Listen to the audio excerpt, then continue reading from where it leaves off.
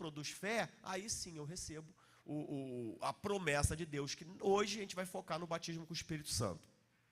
Amém?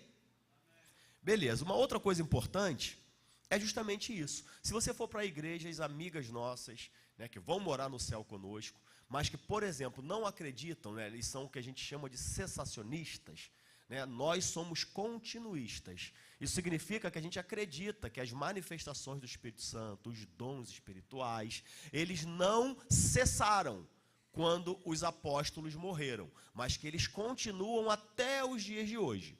É assim que a gente pensa. Os cessacionistas, muitos irmãos nossos, né, muitos irmãos reformados, muitos deles acreditam que quando o último discípulo, que foi João, morreu, cessou as manifestações do Espírito Santo, a cura divina, o batismo com o Espírito Santo, falar em línguas. Eles pensam dessa maneira. Tá, mas aí quando você vai nessas igrejas, de fato, quando você entra lá, você vê alguém batizado com o Espírito Santo? O que tu acha? Quando a gente vai numa igreja que é cessacionista, numa igreja, né, mais reformada, não é, ninguém fala em línguas. Você não vê isso acontecer. Quando tu vai numa igreja pentecostal, tu vê as pessoas falando em línguas? Vê. Quando tu vai numa igreja que prega sobre determinados assuntos, você vê aquela coisa acontecer. Por quê? Porque quando é pregado sobre um assunto, fé é gerada. Quando fé é gerada, aquelas coisas acontecem. Quando você vai numa igreja que não acredita na cura divina, essa igreja ora por cura divina? Não. Essa igreja ensina a respeito de cura divina? As pessoas que estão lá são curadas? Dificilmente. Até pode ser, porque algumas pessoas às vezes estão lá, mas vai procurar em outro lugar. Mas não são. Por quê? Porque não foi ensinado. Simples assim. Então, quando você vai num lugar onde não fala a respeito do batismo com o Espírito Santo, não ensina sobre isso, não busca isso a Deus em oração, ninguém é batizado. É simples assim. Não estou falando de salvação. Como eu disse, vamos nos encontrar no céu. Eu estou falando a respeito de negligenciar algo que é fundamental para a nossa caminhada. Então, esses irmãos deixam de receber um revestimento, um fortalecimento que vai ajudá-los nessa caminhada. Amém? Então, isso é o nosso objetivo. Para isso, abram suas Bíblias comigo no texto que, para mim, né, isso é um pouco pessoal, que para mim é o texto mais emblemático, mais profundo, quando fala a respeito do Espírito Santo. Eu nem estou dizendo o texto mais difícil, não, confuso, complicado, tem textos mais complicados. Eu chamo de emblemático mesmo, porque nesse texto aqui, a gente vê o próprio Senhor Jesus falando, são declarações do Senhor Jesus a respeito do Espírito Santo. Está lá em João, no capítulo 16, esse capítulo é profundo. Só que eu vou ler a partir do verso 5 e vou até o 15. Eu não vou ler todo o capítulo, não. João 16, estou lendo na Nova Almeida Atualizada. Vou começar no versículo 5 e vou até o versículo 15. Declarações do próprio Senhor Jesus a respeito do Espírito Santo. Jesus fala assim, ó, mas agora vou para junto daquele que me enviou. Quem enviou Jesus? Deus Pai. Então o que Jesus está falando para os discípulos? Que ele vai para o Pai. Na altura do campeonato, os discípulos sabiam onde o Pai estava. Aonde o Pai estava? No céu. Em outras palavras, sem romantizar, o que Jesus estava dizendo? Estava dizendo que ele ia morrer, que ele ia subir. Que ele não estaria mais junto com os discípulos. Eu quero que vocês consigam entender a mentalidade dos discípulos, irmão. Jesus, em João 16, os discípulos já sabiam que Jesus era o Messias. Eles já criam nisso. E o Messias tem tem profecias veterotestamentárias que diziam que esse Messias assentaria no trono de Davi, que ele reinaria com cetro de ferro, que ele expulsaria os seus inimigos, que ele restauraria um reino. Então, Jesus é essa pessoa. Eles já sabem disso. Só que esse Jesus está dizendo que ele vai para o Pai. Só que se ele for para o Pai, além de isso significar um arrebatamento ou morte, significa que os discípulos vão estar sozinhos. Depois leiam o capítulo 14 de João, que Jesus, aqui no 16, ele fala de novo o que ele tinha falado no capítulo 14, só que no capítulo 14, no 16, ele explica algumas coisas a mais. No 14, ele fala, não turbe o vosso coração, aquela coisa toda, e aqui no 16 ele fala, quando eu falei isso para vocês, vocês ficaram muito tristes. Ele vai dizer aqui, ó. Então entenderam como é que está o coração dos discípulos? O meu mestre, que está comigo há 3 anos, vai embora, a gente vai ficar sozinho. Gente, imagina o que Jesus não fazia do lado deles. Os ensinamentos de Jesus, os milagres de Jesus. Agora ele está dizendo que vai embora. E aí, como é que vai ser? O que eu vou fazer? O que vai ser de nós? E as profecias? Tudo na mente deles. Ele fala, e nenhum de vocês me pergunta, para onde o Senhor vai? Pelo contrário, porque eu lhes disse essas coisas, lá no capítulo 14, a tristeza encheu o coração de vocês. Normal, né, irmão? O que tu acha? Quando a gente perde alguém aqui que morreu, algum parente, imagina o sentimento deles. 7, mas eu lhes digo a verdade. É melhor para vocês que eu vá. Para nesse versículo. Por isso que eu digo que é o texto mais emblemático para mim, a respeito do Espírito Santo. Jesus está dizendo para os discípulos que é melhor para eles, para os discípulos, que Jesus vá. Você vai acreditar numa palavra dessa, irmão? Pensa aí. Jesus está dizendo, é melhor para você, Douglas, que eu saia, que eu vá, que você fique sozinho. E você vai, Jesus, vai ser bom que você vai com Deus. Jesus fala, acreditem. Jesus está mentindo ou não, irmão? Claro que não. Isso aqui é verdade ou não? Era melhor para os discípulos ou não era que Jesus fosse para o Pai? Jesus vai dizer um motivo de ser melhor ele ir. Tem um motivo. Ele vai dizer, é melhor para vocês que eu vá. Por que, Jesus? Porque se eu não for, o Consolador não virá a vocês. Rapaz, Jesus está dizendo, é melhor para vocês ficar com ele do que ficar comigo. Olha o grau de importância. Olha o que Jesus fala a respeito do Espírito Santo. É melhor ficar com ele do que ficar comigo. Ele vai dizer depois por quê. Porque se eu não for, ele não virá a vocês. Mas se eu for, eu o enviarei a vocês. E quando ele vier, vai acontecer algumas coisas. Quando ele vier, ele convencerá o mundo do pecado, da justiça e do juízo. Do pecado, porque eles não creram em mim. Da justiça, porque eles não creram em Jesus. Jesus falava, eles não criam. Mas quando o Espírito Santo vier, vai convencer eles vão crer. O Espírito Santo vai fazer algo que eu não fiz. Eu estou falando e eles não creram. Mas quando o Espírito vier, aí eles vão crer. Então é melhor que eu vá e ele venha. Quando ele vier, convencerá o mundo do pecado, da justiça e do juízo. Do pecado, porque eles não creram em mim. Da justiça, porque eu vou para o Pai e vocês não vão me ver mais. Do juízo, porque o príncipe desse mundo já está julgado. Tenho ainda muito para dizer para vocês, mas vocês não podem suportar, não podem entender, não podem compreender agora. Porque a compreensão das coisas de Deus, Jesus sabia, só quando ele vir para revelar. Então ele precisa vir.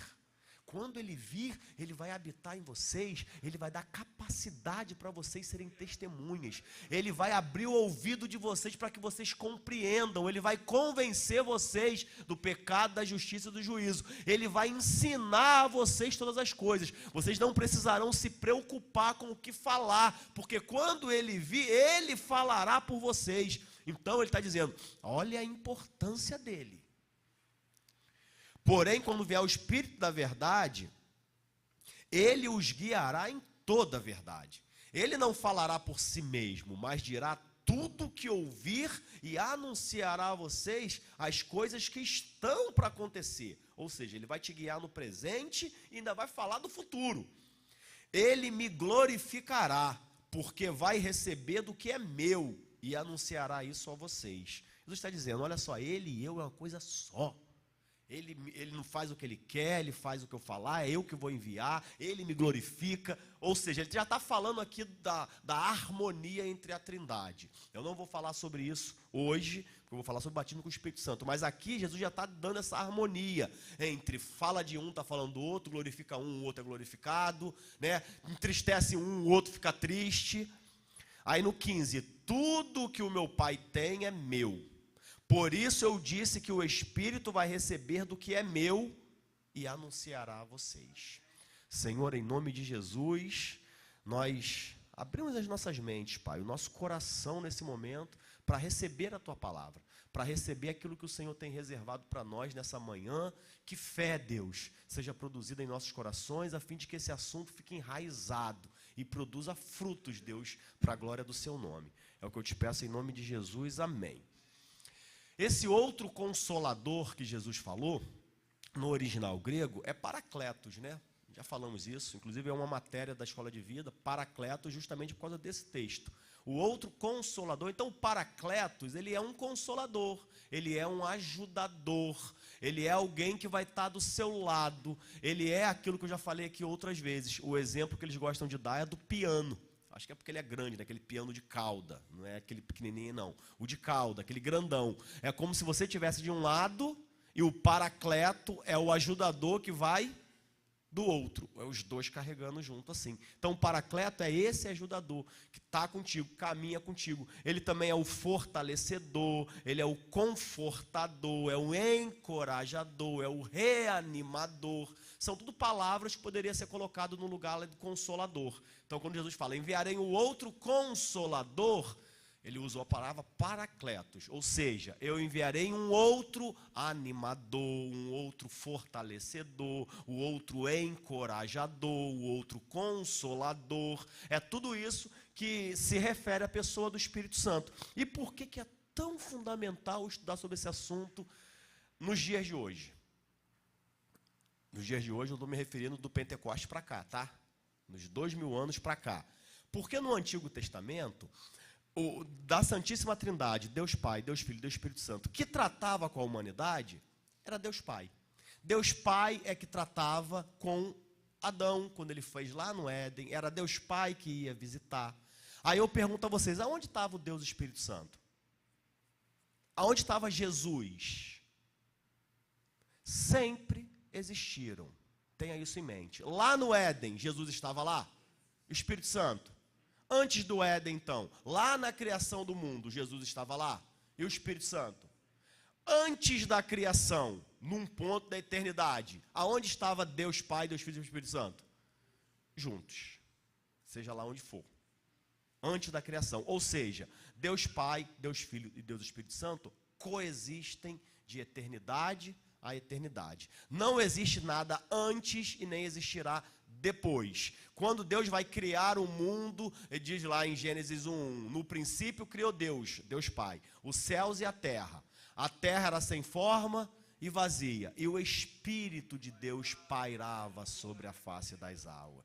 E disse Deus, ou o verbo de Deus, e João vai revelar para a gente lá em João 1:1, no princípio era o verbo era Deus, o verbo estava com Deus. E lá no verso 16, o verbo se fez carne e habitou entre nós. Então aquele verbo haja de Deus era o próprio Jesus. Então Deus Pai, Deus Filho e Deus Espírito Santo estavam juntos, construindo, criando todas as coisas. Sempre estiveram juntos. Quando Abraão recebe aquela visita aparentemente angelical, porque um anjo é um mensageiro, e era trino aquela visita, vieram 3 visitá-los. Quando aqueles 3 anjos chegaram diante de Abraão, Abraão quis ali apresentar uma oferta. E quando Abraão vai apresentar uma oferta e se prostra em adoração, o que eles fizeram? Receberam a adoração. Se receberam a adoração, não era um anjo. Porque toda vez que um anjo, um mensageiro, ia receber a adoração, eles falavam logo, levanta, não faça isso. Somos conservo de vocês, adora só a Deus. Mas quando alguém recebia, é o que nós chamamos na teologia de teofania. Era a encarnação da própria divindade. No caso ali eram 3. Deus Pai, Deus Filho e Deus Espírito Santo. Quando o universo vai ser criado, Deus não falou faço, ele diz façamos. Ele usa o plural. Ele não fala eu vou fazer. Quando ele vai destruir a Torre de Babel, ele não fala descerei e destruirei. Ele fala desçamos e destruamos. De novo, no plural. Sempre você usa. E é bom dizer também que no hebraico isso fica muito evidente. Porque no hebraico você não existe igual no português, singular e plural. Singular se referindo a um. E plural, 2 ou mais. No hebraico não. No hebraico você tem singular, você tem plural e você tem dual. Então se estiver se referindo a um, você bota a conjugação do hebraico no singular. Se estiver se referindo a 2, no dual, é uma outra palavra. E se for 3 ou mais? Plural. Então, quando você tem sempre coisas duplas, como olhos, par de olhos, lá no hebraico vai estar dual. Se eu estiver falando sobre as mãos, sempre 2. Então, par de mãos, vai estar no dual. Se for 3, plural. Quando vai falar a respeito da Trindade, nunca aparece nem no singular e nem no dual. O verbo no hebraico, para quem lê o hebraico, sempre está no plural. Ou seja, 3 ou mais. Então, nunca é 2. Então, você tem muitas evidências de que o Espírito Santo sempre existiu. Eu estou dizendo isso porque você não pode ter na sua mente que o Espírito Santo é uma força de Deus. Que o Espírito Santo, ele é um agir de Deus apenas. O Espírito Santo, ele é uma pessoa. Distinta do Pai e distinta do Filho. Mas pertencente à mesma divindade. Porque há um Deus que se apresenta em 3 pessoas distintas. Deus Pai, Deus Filho e Deus Espírito Santo. Amém até aqui? Então, no Antigo Testamento, era Deus Pai que tratava com a humanidade. Ele falava através dos profetas. Deus Pai agia, embora Deus Filho e Deus Espírito Santo estivesse lá. O Espírito Santo descia sobre o profeta, dava inspiração para ele, terminava, voltava. Mas quem tratava era Deus Pai. Quando Jesus vem encarnado, quando Jesus, que sempre existiu, nasce ali do ventre de uma mulher e começa o ministério terreno, acabou os profetas. O último foi João Batista, que profetizou o caminho de Jesus. Quando Jesus entra em cena, João Batista sai. Quando João Batista sai, Jesus fala, esse foi o último profeta. A partir dali não tem mais profeta. Por quê? Porque o profeta era Deus Pai falando com a humanidade. E agora que Jesus está ali presente, quem falava com a humanidade? O próprio Deus Filho. Ali inicia o ministério de Jesus, quando ele é batizado. Beleza. Jesus morre, ressuscita e vai enviar um novo Consolador, um outro Consolador. E Jesus, quando vai para o céu, ele envia o Espírito Santo, que é o momento que nós vivemos hoje. Então, hoje, quem é que trata com a igreja? De forma ministerial? O Espírito Santo. Então é ele que a gente precisa compreender. Antigamente a gente ouvia o profeta falando, dando as instruções de Deus. Hoje o Espírito Santo é que nos guia. Um rei não podia ir para a guerra antes sem consultar um profeta e o profeta falar, vá ou não vá. Hoje a gente vai ou deixa de ir se o Espírito Santo falar conosco. Então eu tenho que entender como que é o agir do Espírito Santo na vida da igreja nos dias de hoje. Glória a Deus, irmãos. Amém. Dito isso, eu queria que vocês, agora vão ter que ver alguns textos mesmo, para a gente poder olhar, entrar no batismo com o Espírito Santo de forma um pouco mais profunda. É bom dizer que nós temos na Bíblia mesmo muitos símbolos para o Espírito Santo, mas como o nome mesmo já diz, são símbolos, né? O Espírito Santo, ele não é uma pomba, sabia?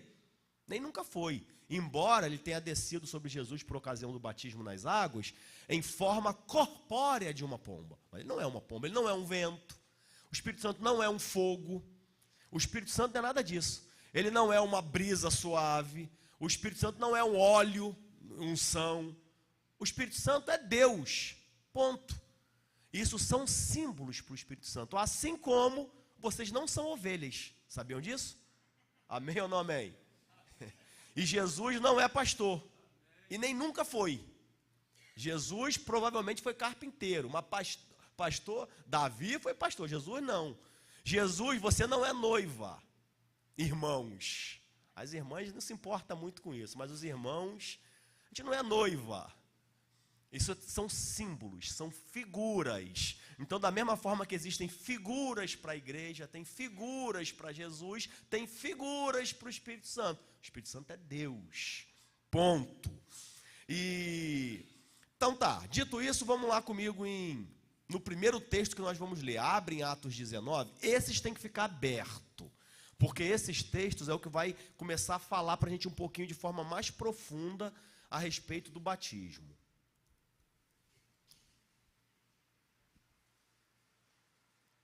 Quando vocês estão abrindo aí, ainda vale dizer da importância de conhecer o Espírito Santo. Já falei, porque o ministério que nós vivemos hoje é o ministério do Espírito Santo, é o Espírito Santo que habita em nós, e ele habita em nós para nos santificar, para nos guiar, para nos consolar, para nos revelar Cristo, para nos ensinar a palavra, para nos conduzir à adoração. Tudo é o Espírito Santo.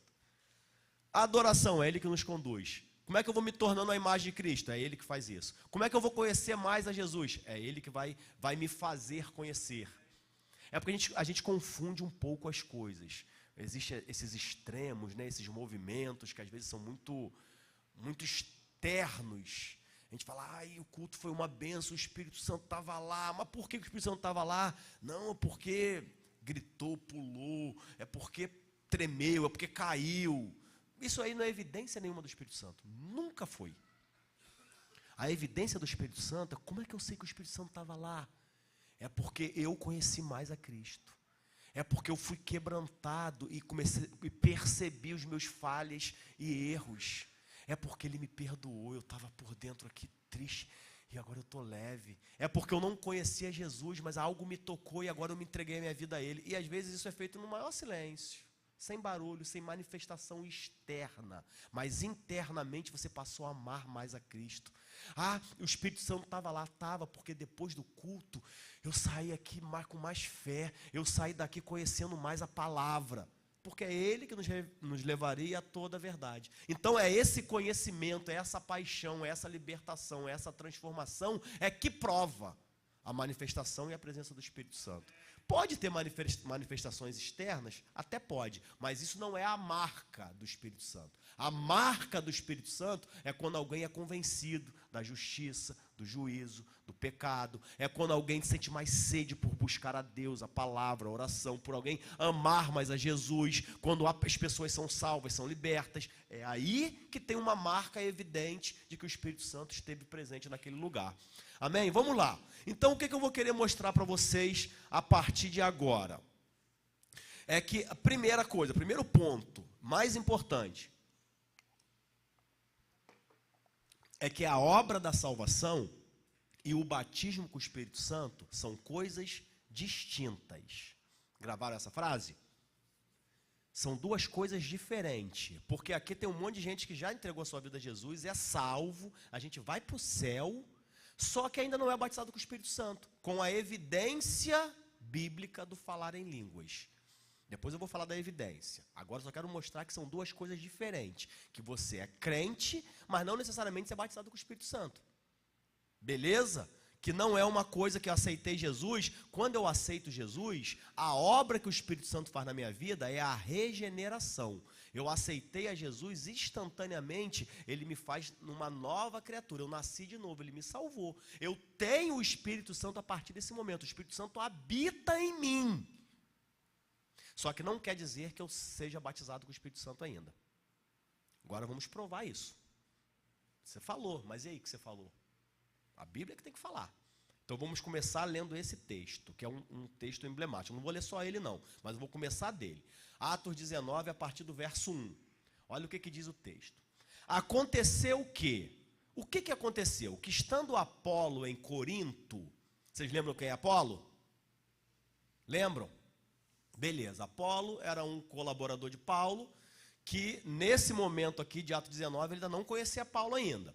Nesses primeiros versículos, era um colaborador que pregava o evangelho, daqui a pouco a gente vai ler um pouquinho dele. Então ele era alguém que era salvo, que pregava o evangelho, amém? Paulo, tendo passado pelas regiões mais altas, chegou a Éfeso e, achando ali alguns discípulos, perguntou-lhes. Apolo estava pregando em Coríntios, amém? Paulo passou nas regiões mais altas, em Éfeso. Quando Paulo chega em Éfeso, ele encontra alguns, o que está dizendo aqui na Bíblia de vocês? Alguns discípulos. Só até aqui. Vocês têm condições de dizer se essas pessoas eram salvas ou não? Só até aqui. O que vocês acham? Essas pessoas eram salvas ou não? Que Paulo encontrou lá em Éfeso. Eu acho que só até aqui a gente já conclui que eram salvos, né? Mas vai ter mais textos aqui. Perguntou-lhes. Olha a pergunta de Paulo. Primeira coisa que Paulo perguntou foi isso. Recebestes porventura o Espírito Santo quando crestes? Essa foi a pergunta. Recebestes porventura o Espírito Santo quando crestes? Porque Paulo julga isso como algo essencial, importantíssimo. De alguma maneira, Paulo, quando encontrou aqueles irmãos, percebeu que estava faltando alguma coisa. Paulo está participando daquele culto, está vendo as coisas acontecendo, e Paulo, tem alguma coisa faltando. Tem alguma coisa aqui que não está batendo. Vocês receberam o Espírito Santo quando creram? É mais uma evidência de que, qual é o momento de receber o Espírito Santo? Vou falar mais especificamente a linguagem para a gente não confundir. Qual é o momento que a gente tem para receber o batismo com o Espírito Santo? Creu. O certo seria, aceitou Jesus, vamos orar para ele receber, para se batizar com o Espírito Santo agora. Então não tem tempo. Não, mas ele ainda está fumando. Não, é por isso mesmo. Vamos. Não, mas ele tem dificuldades ainda na santidade, está com a boca suja, ainda fala besteira. Então é por isso mesmo. É para ele o batismo com o Espírito Santo. O batismo com o Espírito Santo não é para quem já está tempo de crente, santificado. Estou me preparando. Agora eu estou preparado para receber o batismo com o Espírito Santo. Não. Você não sabe quando tu vai receber? Nunca. É justamente para nos preparar. Aí ele fala assim, ó. Ao que lhe responderam, pelo contrário, nem mesmo ouvimos falar a respeito do Espírito Santo. Daqui a pouquinho eu vou mostrar para vocês. Mas esses irmãos ouvia quem pregar? Apolo. Daqui a pouco eu vou mostrar. Era Apolo que pregava para eles. Só que Apolo não conhecia o Espírito Santo a fundo, não sabia o que era batismo com o Espírito Santo. Então, se ele não sabia, ele não ensinava. Se ele não ensinava, os irmãos não entendiam, não criam. Se não criam, não recebiam. Então, eles estavam falando, nem ouvimos falar que existe o Espírito Santo. Então, Paulo perguntou, em que vocês foram batizados então? Pergunta de Paulo, ficou, mas vocês foram batizados em quê? Responderam, no batismo de João. Aquele de água que mergulha. Então os irmãos não eram só crentes não, irmão. Eles eram também batizados. Há dúvida de que esses irmãos eram crentes? Há dúvida de que eles eram salvos? Há dúvida de que eles iam para o céu? Eram batizados com o Espírito Santo? Não. Ou seja, ser salvo e ser batizado com o Espírito Santo são duas coisas distintas. Mas vou continuar. Responderam, no batismo de João, disse-lhe Paulo, João realizou o batismo de arrependimento, dizendo ao povo que cresce naquele que vinha depois dele, a saber, em Jesus. Eles, tendo ouvido isso, foram batizados em nome do Senhor Jesus. Para um pouquinho. Beleza, ouviram isso, batismo de arrependimento, João anunciando Jesus que viria, os irmãos ouviram, creram, entregaram a vida a Jesus, foram batizados. Perfeito. Paulo explicou isso para eles, ok, mas está faltando uma coisa. E, partícula que liga o anterior com o depois. E, impondo-lhes Paulo as mãos, veio sobre ele o Espírito Santo. E tanto falaram em línguas quanto profetizaram. Então, nesse texto, a gente já tem algumas coisas. Primeiro, para tu ser batizado com o Espírito Santo, não tem que esperar nada. Creu, já é para ser. Segundo, o novo nascimento é distinto do batismo com o Espírito Santo. Eles já eram salvos, já eram crentes, mas depois receberam o Espírito Santo, mas não aquele receber o Espírito Santo, não que eles não tivessem recebido antes, quando aceitaram Jesus. Quando aceita Jesus, você recebe o Espírito Santo. O Espírito Santo habita em você, é Ele que te faz nascer de novo. Aquele receberam de Paulo ali, está se referindo ao batismo.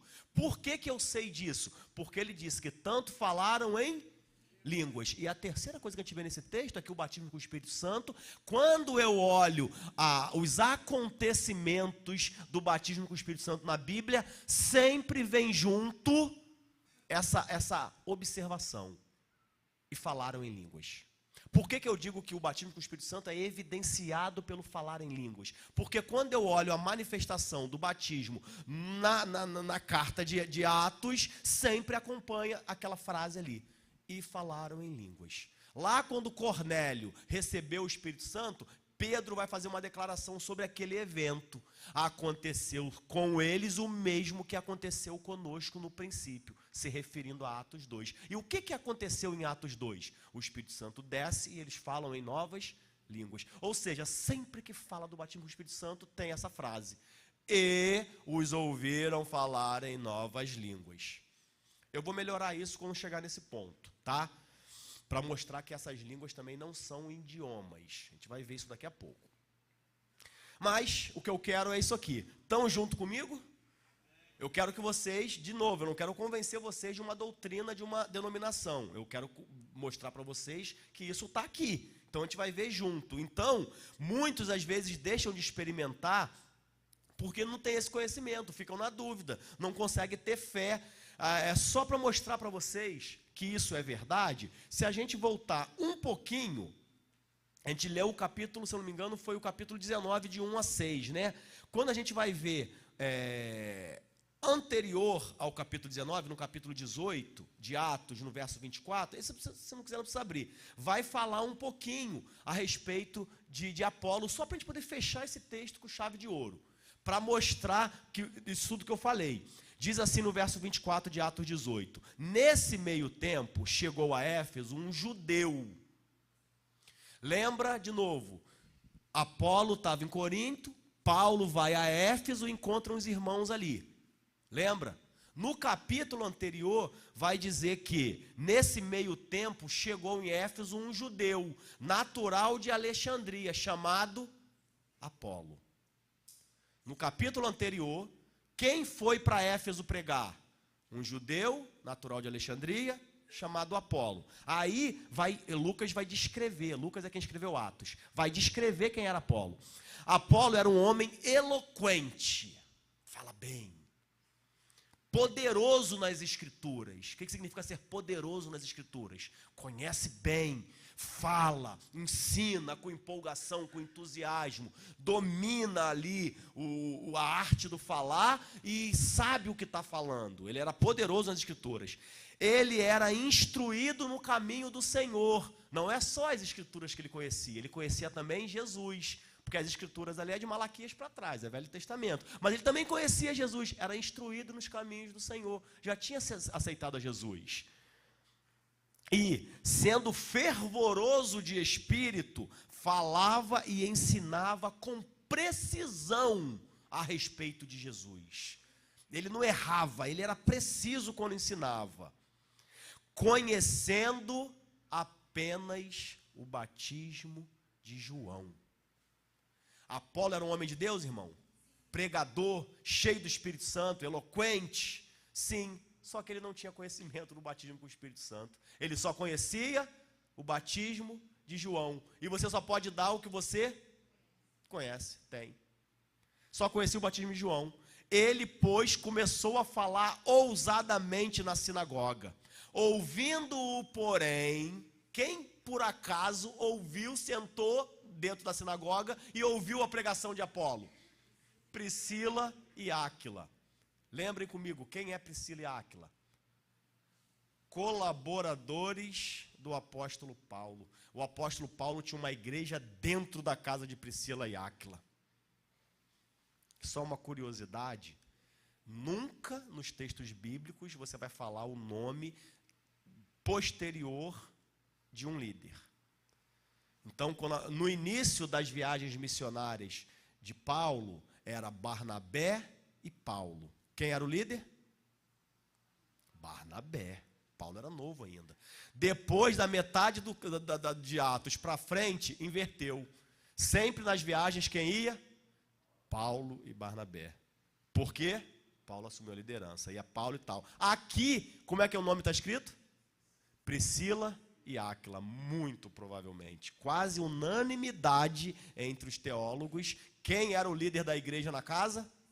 Era Priscila, era a mulher. Ela que era a liderança ali, não era Áquila. Áquila, o marido dela, era um ajudador. É quase unanimidade nisso aqui, porque senão Lucas, que era um médico, era um jornalista, era um escritor conhecido, não ia cometer esse erro nunca de escrever. Ele teria escrito Áquila e Priscila. Ele escreveu Priscila e Áquila porque ele deu a ela o reconhecimento de que ela era a responsável. Isso é só curiosidade, tá?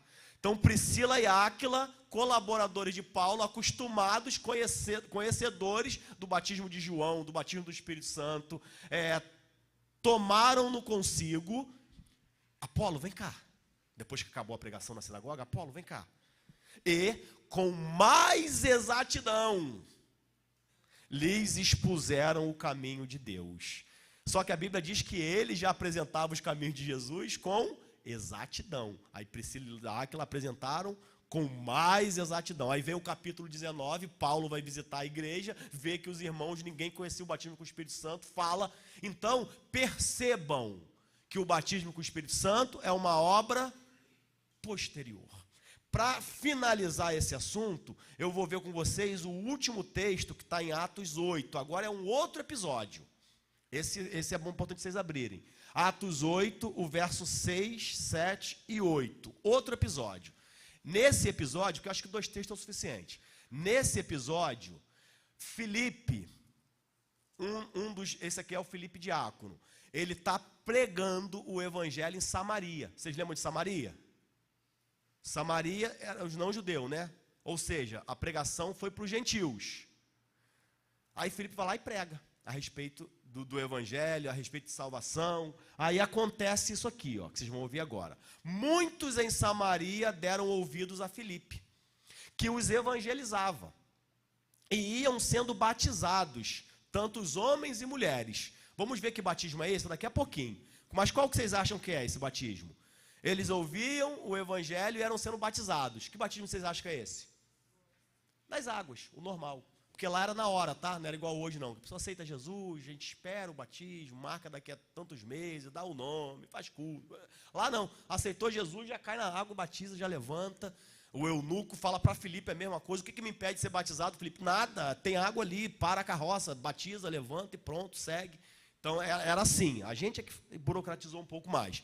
Aí aqui ele fala, os evangelizava e iam sendo batizados, tanto homens quanto mulheres. De fato, espíritos imundos eram expulsos, paralíticos e coxos eram curados e houve grande alegria naquela cidade. Então vamos lá, essas pessoas aqui aceitaram Jesus, foram batizados, Deus estava fazendo maravilhas. A gente está falando de pessoas salvas ou não? Não tem dúvida, irmão. Precisa inventar. Pessoas salvas. Só que a gente pula para o verso 14, essa informação chegou à liderança da igreja. Vocês lembram onde a liderança da igreja ficava? Em Jerusalém. E a liderança da igreja eram os 12 apóstolos. Especificamente, 3. Lembram quem são os 3? Pedro, Tiago e João. Esse Tiago não era o discípulo porque ele já tinha morrido. Então, os discípulos ali eram João e Pedro. Tiago era o irmão de Jesus, que não foi discípulo, mas teve um encontro com Jesus depois que Jesus morre e ressuscita, e se tornou um dos líderes, ao ponto de o próprio Pedro segurar a onda quando Tiago falava. Tiago era bem firme. Enfim, esses 3. Quando chegou a informação lá em Jerusalém, que a galera de Samaria, que nem era judeu, que nem... o pessoal estava ainda com o pé atrás ainda de o evangelho chegar até eles. Quando eles ouviram falar que o evangelho chegou até eles, o que eles falam? Vamos pegar os nossos líderes e vamos enviar para lá, porque tem algo que eles precisam receber. Vamos ver o que é isso? No verso 14 fala: os apóstolos, pois, que estavam em Jerusalém, ouvindo que Samaria recebeu a palavra de Deus, estou em Atos 8,14, enviaram para lá Pedro e João, os quais, tendo descido, oraram por eles para quê que eles foram orar? Se já eram pessoas salvas, se já tinham sido batizados, se havia expulsão de demônios, cura, reboliço lá. Por que enviaram 2 líderes, 2 pastores lá de Jerusalém para poder ir lá orar por eles? Pensem, para quê? Filipe já foi, pessoas estão sendo curadas, demônios estão sendo expulsos, as pessoas estão, tanto homens quanto mulheres, estão aceitando a Jesus, sendo batizados. Para que eu vou enviar Pedro e João para lá? Aí que está dizendo, para que recebessem o Espírito Santo. Ele está falando de uma coisa posterior à salvação. Para que recebessem o Espírito Santo. Ele fala, porque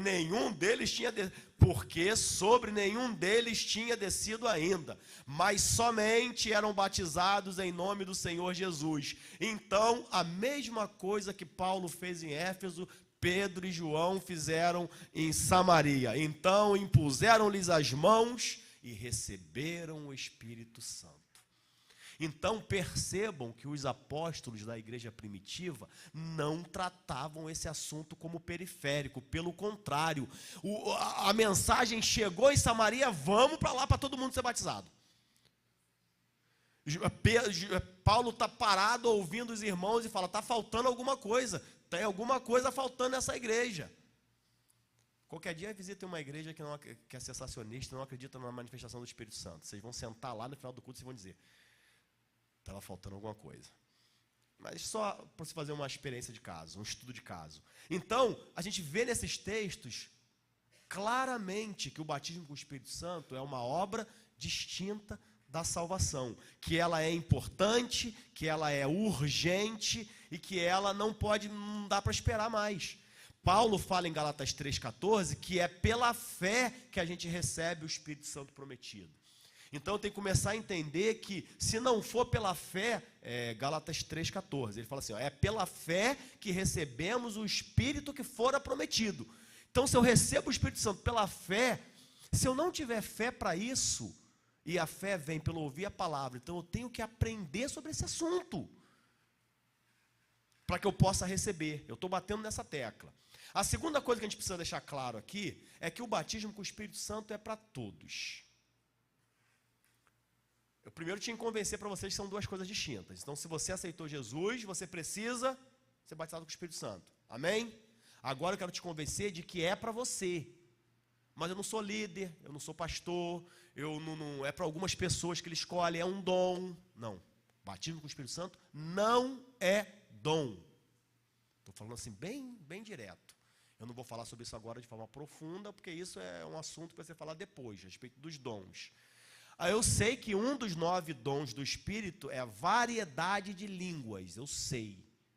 Variedade de línguas é um dom, não é todo mundo que tem o dom de variedade de línguas. Mas o batismo com o Espírito Santo não é um dom. Amém? Eu posso explicar isso para vocês de outras maneiras. Por exemplo, existem dons, por exemplo, o dom da fé. Dentre dos 9 dons do Espírito, só um parênteses, um dos 9 dons é o dom de fé. Guardaram isso? Só que o dom não é para todos. Só que não tem como eu agradar a Deus sem fé. O dom não é para todos. E eu não agrado a Deus sem fé é impossível agradar a Deus. E não tem como eu ser salvo sem fé. Porque para ser salvo, o que eu tenho que fazer? Creia no Senhor Jesus, eu preciso de fé para ser salvo. Então ferrou. O dom não é para todo mundo. Eu não consigo ser salvo se eu não crer. Sem fé eu não agrado a Deus. Então existe uma fé, que é um dom, que o Espírito Santo dá para alguns. E existe uma fé que é para todos. Essa todos nós temos que ter. Uma fé que não é o dom. Deixa eu melhorar. Existe dentre os 9 dons, um que é chamado dom de cura. O dom de cura é todo mundo que tem? Não. O dom não é para todos. A Bíblia é muito clara. Uns têm outros têm outros. O dom de cura não é para todo mundo. Tem pessoas que é adotada pelo Espírito Santo, tem o dom. Você vai lá, ora e o Espírito Santo cura. Só que Tiago fala da oração da fé. A oração da fé salvará o doente. A oração da fé, a cura através da fé, a cura através da oração da fé, essa cura é para todos. E a cura através do dom? Essa não é para todos, é para quem aquele Espírito Santo escolhe. Então tem coisas que é o dom, que é para algumas pessoas. O dom, a Bíblia fala que é para edificação de quem? Da igreja. O dom é sempre para o outro. O dom é para isso. Mas quando fala do batismo com o Espírito Santo, Coríntios 14, fala que quem ora em línguas edifica e a si mesmo. Então orar em línguas não pode ser um dom.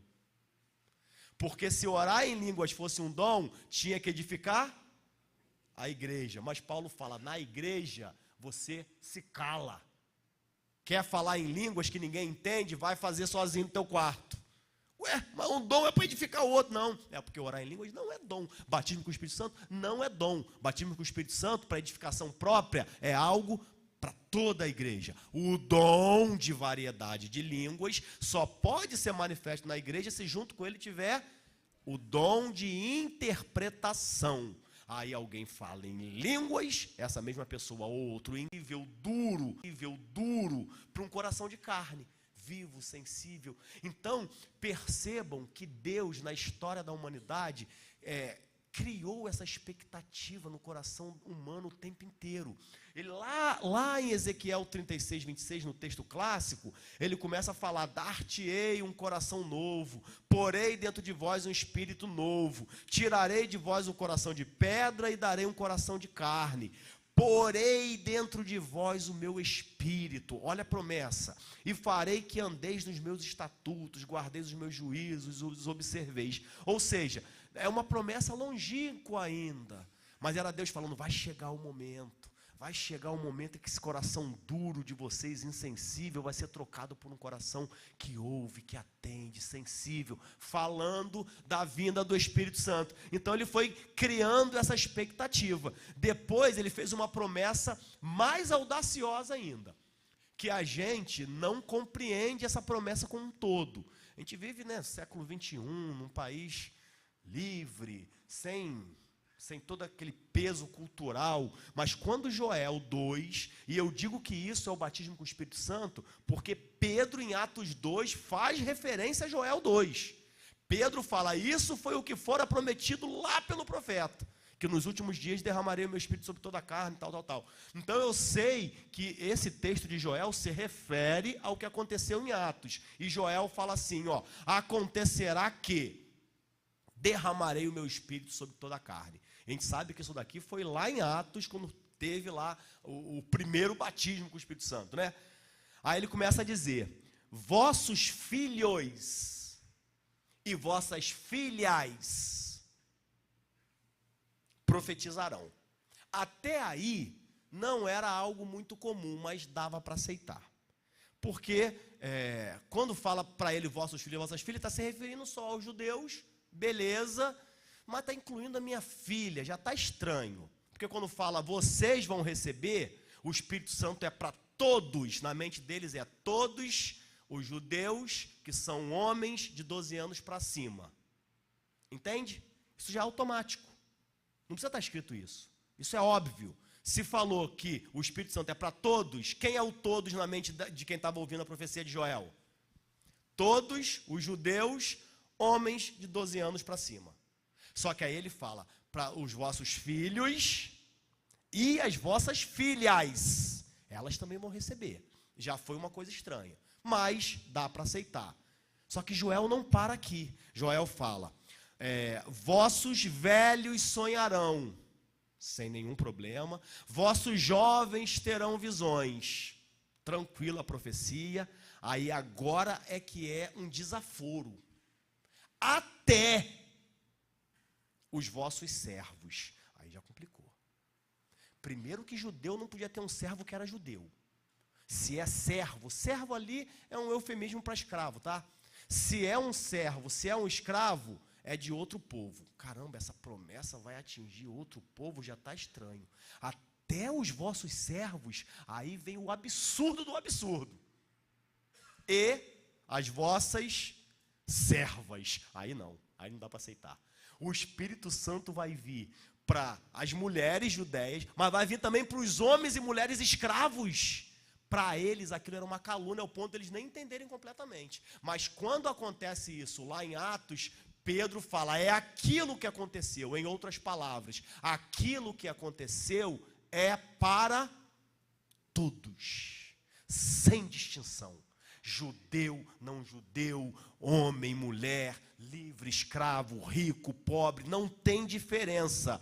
Até sobre as servas derramarei o meu espírito naqueles dias. Então, essa é a promessa que nós temos, que vem desde lá de Atos, e finalmente, então, essa promessa é cumprida. Mas antes, não é só o Antigo Testamento que promete. O Novo Testamento, Jesus promete. Parece que Jesus estava sabendo assim, ó, está chegando o momento. Aquilo que fora prometido há séculos atrás pelos profetas, está perto de acontecer. Aí Jesus começou a criar uma expectativa no coração dos ouvintes. Por exemplo, em Lucas 24, 49, ele fala, eis que envio sobre vós a promessa do meu Pai. Qual é a promessa do meu Pai? É aquilo que a gente leu em Joel, é aquilo que a gente leu em Ezequiel, que também está escrito em Isaías, que também está escrito em um monte de outro lugar.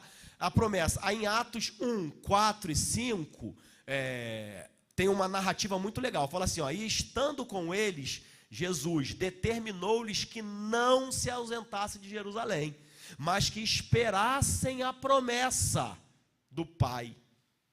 Jesus fala, espera a promessa do meu Pai.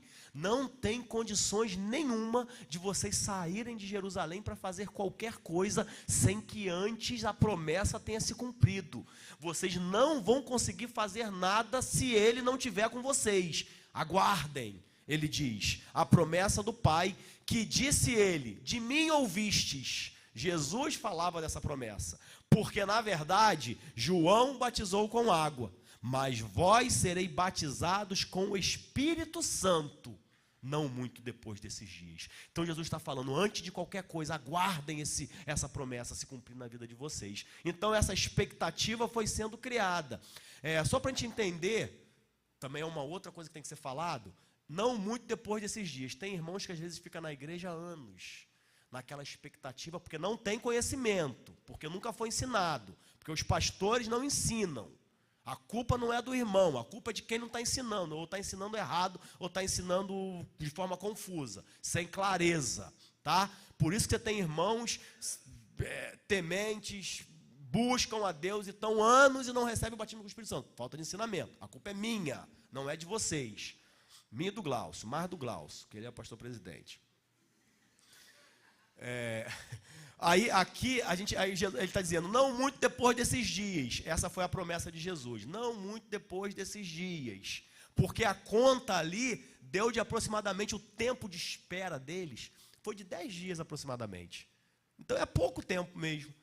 A gente às vezes fica anos, acha que vai chegar o momento. Quando? Não, o momento é hoje, o momento é agora. O momento é quando estiver orando aqui, ou então nem orando, agora aí onde você está. Não tem momento.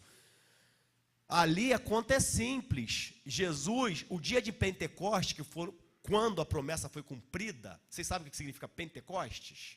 Penta vem de 50, né? Penta. Pentecostes era uma festa que se dava 50 dias depois da Páscoa. Então era assim, ó, Páscoa, pluf, domingo de Páscoa. Começava a contar ali, segunda, terça, 1, 2, 3, 50 dias depois, vinha a festa de Pentecostes. Só que quando Jesus ressuscita, vocês lembram quando ele ressuscitou? Quem lembra quando ele ressuscitou? Domingo de Páscoa. E ele fica ainda um período de tempo ensinando coisas do reino de Deus. Vocês lembram quanto foi esse tempo? Lucas fala isso no Evangelho. 40 dias. A Bíblia fala que ele ficou 40 dias falando. E no 40º dia, ele está lá diante dos discípulos e ascende aos céus. Então, depois da Páscoa já tinha se passado 40 dias. Faltava mais quantos dias para o Pentecoste? 10. Foi o tempo que eles ficaram esperando Jesus dizendo, aguarde em Jerusalém, até que do alto seja revestido de poder. Tal. Eles ficaram aguardando em Jerusalém por quanto tempo? Aproximadamente 10. Aproximadamente porque o dia de Pentecoste não era um dia só, era um período de tempo. Então a gente não sabe se foi no primeiro dia de Pentecoste, no segundo, no terceiro. Por isso que a gente fala aproximadamente, pode ser 10, 11, 12, mas a gente fala aproximadamente 10 dias. Então aproximadamente 10 dias depois, a promessa é cumprida. E nós já nascemos sob o cumprimento da promessa. Então a gente não tem que esperar, como os discípulos, aqueles discípulos precisaram esperar por 10 dias. Nós não precisamos. Por isso que os discípulos eram imediatistas. Quando souberam que tinha cristãos que aceitaram a Jesus, eles iam imediatamente para lá para poder falar daquela promessa que havia sido dada para eles, para reproduzir aquilo. Então, a gente começa a perceber com isso que é para todos e que é para todos agora. Não é para todos amanhã, é para todos hoje, é para todos agora. Aqui em João 7,38, não precisa abrir, já está chegando no final, já vou até chamando os músicos. A gente tem aqui uma declaração interessante, que Jesus fala disso também. Ele fala, quem crê em mim, como diz as Escrituras, rios de água viva correrão de seu ventre. E isto, disse ele, do Espírito que havia de receber os que nele crescem. Porque o Espírito Santo ainda não fora dado, porque Jesus ainda não tinha sido glorificado. Só que nós hoje vivemos como eles, no momento em que o Espírito Santo ainda não tinha sido dado, porque Jesus ainda não tinha sido glorificado? Sim ou não? Não. Nós hoje vivemos numa época em que o Espírito Santo já foi dado, porque Jesus já foi glorificado. Então a gente não tem mais que esperar. É para todos e não tem mais que esperar. E finalmente a promessa é cumprida. A promessa é cumprida no dia de Pentecostes e o registro do cumprimento da promessa está lá em Atos, no capítulo 2, que é o texto maravilhoso. Eu não vou pregar esse texto agora, porque ele é mais para o próximo, aí, quando for falar do falar em línguas, né, da importância do falar em línguas. Mas finalmente é cumprido. A Bíblia diz que chegando o dia de Pentecostes, ou seja, 10 dias depois daquilo que Jesus falou, estavam todos reunidos num só lugar. De repente, veio do céu um som, como de um vento forte. O som era parecido com um vento forte, né? Como? Não é que era isso, era parecido. Deve ser isso, não? Um vento forte, né?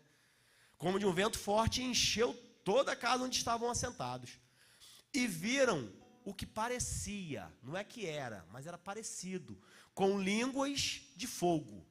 Olha que visão doida. Isso aqui só é visto em Atos 2. As outras experiências que a gente vê, você não vê nenhum registro de pessoas vendo línguas como que de fogo. Isso mostra para mim e para vocês que a minha experiência no batismo com o Espírito Santo não necessariamente é a tua experiência. Que às vezes uma pessoa, para ensinar a respeito do batismo do Espírito Santo, quer falar da própria experiência dela. E isso para mim foi um problema na minha adolescência. A minha adolescência, eu tinha os irmãos com boa vontade, com boa intenção, queria falar, não, ora, quando você estiver orando, começa a ficar falando glória, glória, glória, glória, glória, que aí você vai falando glória, glória, tua língua enrola, daqui a pouco...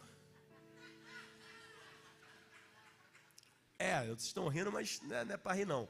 Mas porque aí as pessoas ficam com isso como se isso fosse uma... Como é que eu digo? Uma receita, como...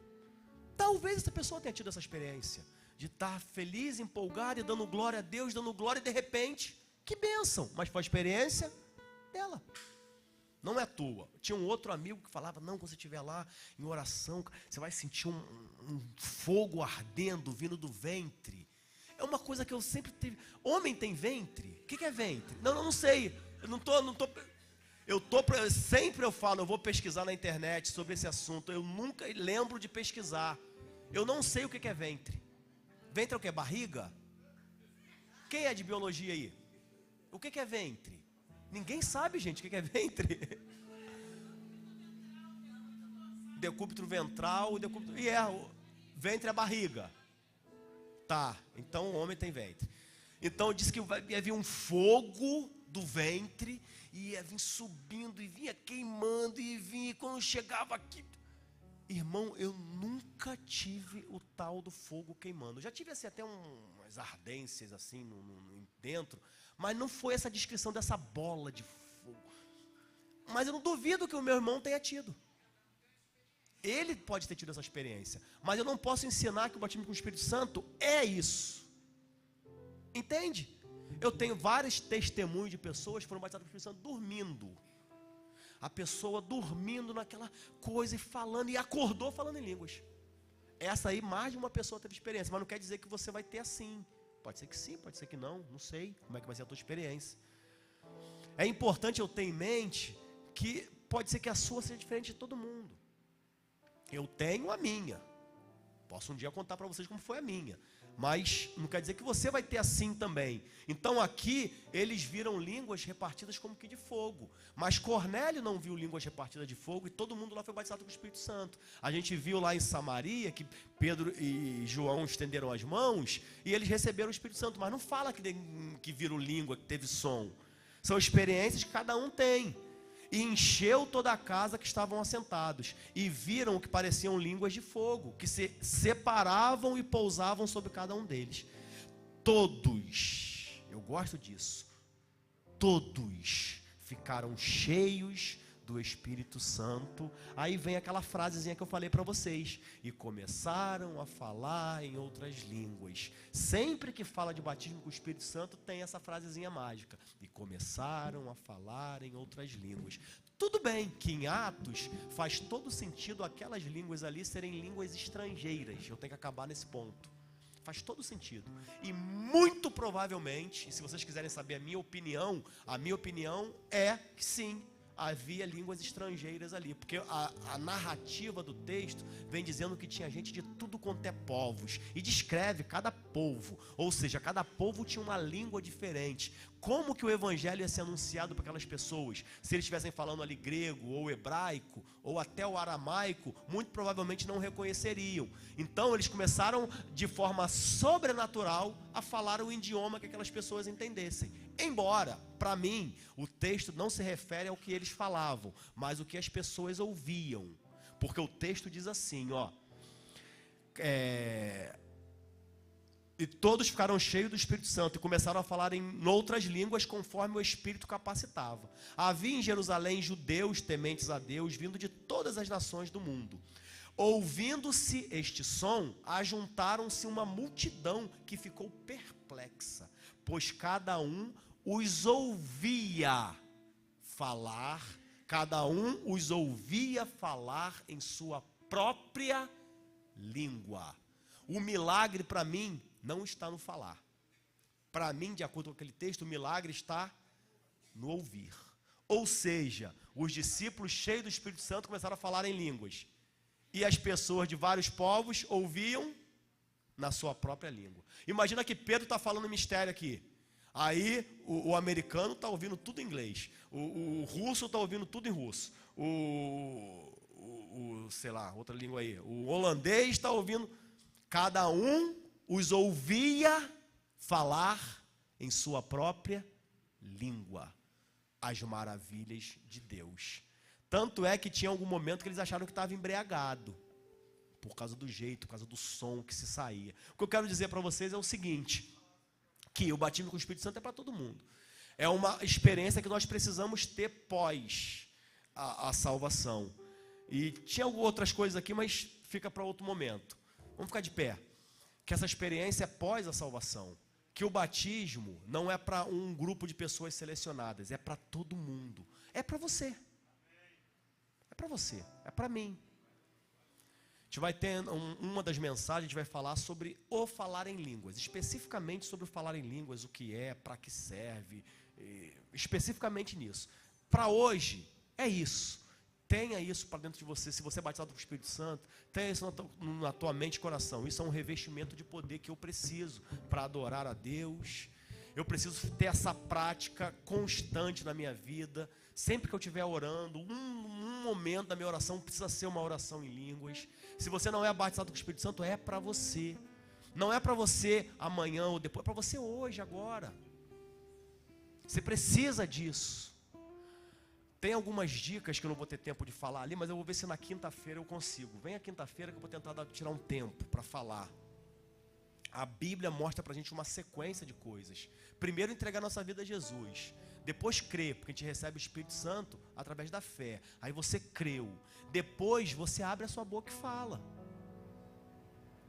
Crendo que o Espírito Santo está dentro de você. Crendo que Ele quer te batizar. Crendo que Ele quer te batizar hoje. Crendo que o batismo é para te preparar. Crendo nisso, você crê nesse monte de coisa, você crê, eu já aceitei a Jesus, o Espírito Santo habita em mim, eu não preciso ter a experiência que o pastor teve, nem que a irmã teve, nem que o outro teve, o batismo com o Espírito Santo não é algo que me deixa em transe, fica em transe, não sei onde eu estou, não sei onde estou, isso aí não é Espírito Santo não. Se tu está em transe e não sabe onde você está, mudou as coisas. O Espírito Santo é algo consciente, sujeito ao profeta. Então, você não entrou em transe, você tem domínio sobre a tua boca, a tua língua. Não, mas eu não sei o que vai acontecer. E se eu sair correndo, pulando e gritando? Então, irmão, não é Espírito Santo não. Espírito Santo, você sabe o que você está fazendo, você faz o que você quer. Você sabe, você tem controle. Se você não quiser falar, você não fala. Paulo fala, olha só, tem muita gente em Coríntios, é uma bagunça danada, gritando, falando, fica quieto. O Espírito é sujeito ao profeta. Não é o Espírito Santo que está fazendo essa bagunça, não. Essa bagunça aí são vocês. Se você quer ficar orando em língua, entra em casa, quietinho. Ou então fala baixinho, para ninguém não incomodar ninguém. Ou seja, você tem total controle sobre isso. Então você sabe que é para você. Você sabe que é para te capacitar. Você sabe que é importante. Você sabe que a promessa já foi cumprida, que não precisa esperar. Se você já sabe de tudo isso, você enche o seu coração de fé e abre a sua boca. Você não precisa pensar, o cérebro não precisa participar desse momento. Pensar o que eu vou falar, mas eu vou falar alguma coisa que eu ouvi alguém. Problema. Não importa o que você vai falar. Importa é que você vai deixar o Espírito Santo te conduzir. É normal que uma criança, quando começa a falar, ela não tenha uma gama de palavras, ela repita a mesma coisa, né? Papai, mamãe. Tipo, o Espírito Santo às vezes é isso. Às vezes quando você fala a primeira vez, você não tem ali. Você ouve uma pessoa que já está acostumada, já fala. Outros, às vezes, fica repetindo uma mesma coisa. Isso é normal. Você não precisa ficar com medo, não precisa ficar com nada. Ah, pastor, mas será que é o Espírito Santo? Houve-se uma época em que dizia que poderia ser até a carne. Isso aí eu não entendo, até hoje. A carne. A carne é o que? A língua? Então é a carne. Não tem problema nenhum ser a carne, não. Ah, é um demônio. Não, irmão, não tem como. Dentro de você não tem como habitar demônio. Você é cheio do Espírito Santo. Não tem como, o demônio, não tem como. Então você não tem que ter esse medo. O que você tem que ter é fé. De encher o teu coração. Respira muito, não precisa de sentimento. Não precisa estar emocionalmente choroso. Embora seja muito bom quando a gente está emocionalmente choroso. Mas não precisa. Ah, eu estou mais carente, eu estou mais triste, eu estou mais... Não precisa de nada disso. Precisa de fé. Precisa você encher teu coração e falar, Senhor, é para mim, obrigado, chegou meu dia. Abre a tua boca, não pensa, fala. Falar o que, pastor? Não sei, o que vir. Porque a gente abre a boca e o Espírito é que enche. Amém? Senhor, obrigado, Pai, por essa manhã, pela tua presença. Ah, Espírito Santo, como é suave a tua presença. Oh, Espírito Santo, como tu és maravilhoso. Como tu és maravilhoso. Te amamos, Pai. Amém. Acabou o tempo, irmão. Que vontade de ficar aqui até... Eita, Moisés ainda vai puxar ainda.